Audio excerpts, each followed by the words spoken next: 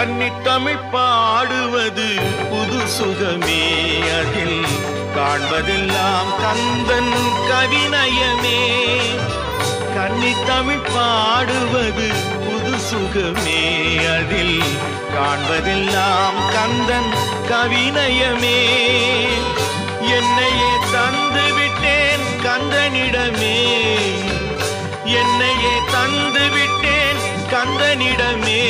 அவன் என்ன செய்தாலும் எனக்கு சம்மதமே.